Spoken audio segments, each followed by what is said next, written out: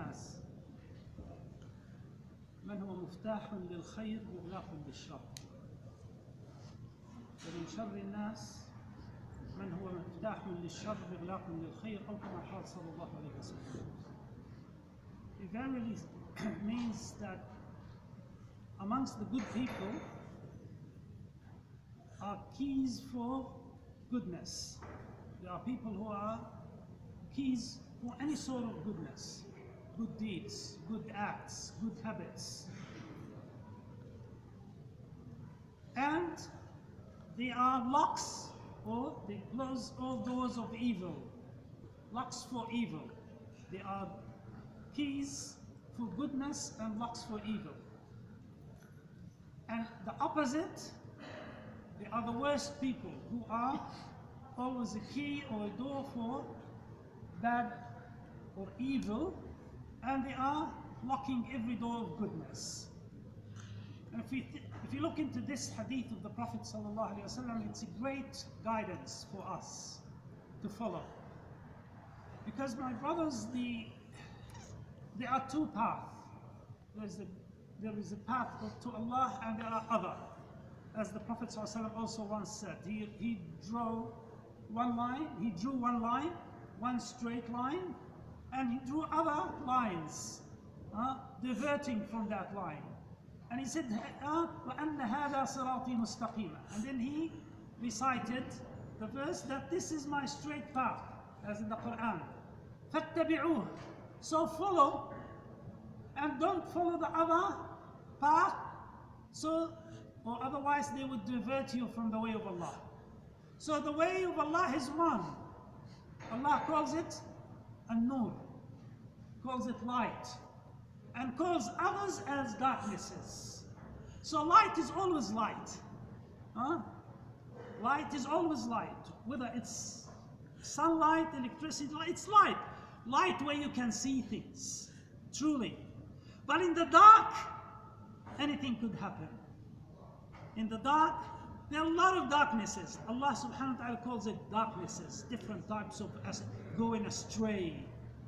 So the believer is keen to follow this straight path, and they would be safe. وَأَنَّ هَذَا صِرَاطِي مُسْتَقِيمًا فَاتَّبِعُوهُ. So follow my path, you'll be saved. So stick to that path that will lead you definitely to safety, will lead you to paradise. The believer is keen to find opportunities, just like a good merchant, a good trader. A good trader is looking for good deals. A good merchant is looking for good deals. They find a good deal, they're after that. They find an auction where it's worth it, they would be the first to be there. They find a piece of land that strategically has got a future, they go for it and they eventually subdivide it and sell it and make a fortune out of it. They look for opportunities. And a good person always looks for opportunities in this world and most importantly in the hereafter. So a believer would save no chance to take this opportunity to do good, will do it. Or to open a door for goodness. So you don't have to do everything yourself.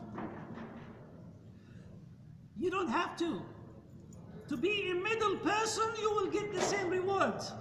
Nowadays, if you're a middle person, you could make money, But if you're a middle person for goodness, you could get equal reward. فَلَهُ مِثْلُ أَجْرِهِ. You will get an equal reward for anyone that you lead them to do good. Not a commission, not a 10% or 20%. You get equal. If they make $1 million, you will make $1 million. With Allah subhanahu wa ta'ala, of course. Right? So, any good deed that you cause it, and people will follow you, or you lead someone to do it, you receive the same equal reward from Allah. Someone say, well, that's too much. Someone said that to the Prophet ﷺ. He said, this is too much. When the Prophet ﷺ was saying, this is the reward or whatever Allah will give. So he said, Allahu Akbar. He said, Allah has more. We think of Allah as someone who's a billionaire or someone who has a lot. No, of course not. Look at this. The Prophet ﷺ said, if all the people, since the beginning to the end, all the people, everyone Allah has created, all of them gathered together in one platform, all of them, not only human and jinn. Human and jinn. So we can guess how many human, but we cannot guess how many jinn too. So they could be more than us, because they existed before us too, right? So what I'm saying, the hadith says, if all of them gathered together in one platform, and everyone asked Allah what they wish for, everyone asked Allah what they wish for, and Allah gives everyone his wish and her wish, Allah will be run out of resources, you think? If Allah gives everyone, since the beginning to the end, their wish, His wealth will not diminish. If the seawater would diminish if you drop a needle in it and get it out. If you take a needle to the ocean and drop it and take it back, how much would that needle decrease the ocean water? Literally nothing. Nothing. This is an example of what Allah has. Allah has a lot, and everything we see is nothing for Allah. Allah creates by order. Be and it is, right? His giving is just an order and things happen, right? So it will not diminish. The least person in paradise, the last person enters paradise, you know? The last person is not the best person in this world. In fact, he's the most miserable person. Because that least person entering paradise, he was in hellfire. He was punished in hellfire, and with the grace of Allah, Allah saves him. The last person comes, is coming out of hellfire, and Allah enters him paradise, will get the equal of the wealthiest king of this world, multiplied 10 times. And Allah knows how much more. Because this person who's the last to come to paradise, he would talk to Allah, and Allah will talk to him. He say, Ya Rab, but everyone has already got his place in paradise. He thinks of paradise like Riyadh, or like the earth. It's busy, it's crowded. He said, everyone took their position and they did not leave me anything. There's no room left. So he said, go. See that tree? Reach there. He thinks this is paradise. He thinks that place is paradise. And in fact, it was not paradise yet. He hasn't yet entered paradise. This is just a tree to take a shade. It's so amazing. And when the person enters, just steps into paradise and looks at there, he just wants to sit anywhere. He couldn't believe it. He said, Ya Rab, I'm happy, I'm satisfied. He said, no, you haven't got everything yet. What do you need? He said, Ya Rab, I just need to stay here. I don't want to come out of paradise. He's in now. He said, okay, my servant, you will get equal to the wealthiest king of earth. Are you happy if you get that? If you get the wealth of the wealthiest king on earth? He said, Ya Rab, I'm happy with less than that. I am. He said, get it. And get equal that. And equal up to 10 times. That's the last person coming to paradise. The believer will not save an opportunity to find his way there.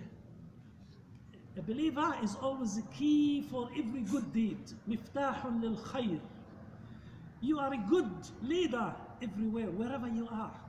In your neighborhood, you are good to everyone. You speak well, you behave well, you never offend anyone, you never park your car to offend them, you never put any noise, you never have any bad smells, you always check on your neighbors, you're always the good neighbor who wishes the best for them. At work, You are the most disciplined, honest person, regardless whether the boss is there or not, whether it's government or private. It doesn't matter. You are honest all the way. You are the good person. You are a key for goodness. You are leading by example. مفتاح للخير. You are the best, good key for success at your school, at university. You will never cheat. You never play tricks with people that will embarrass them and put them in hardships. You're always a key for good, for success. You're always sincere to your friends. You give good advice. You advise them when they go to the stock market or to go to find a business or to do anything. You always give your best because you trust Allah will in return give you better than that.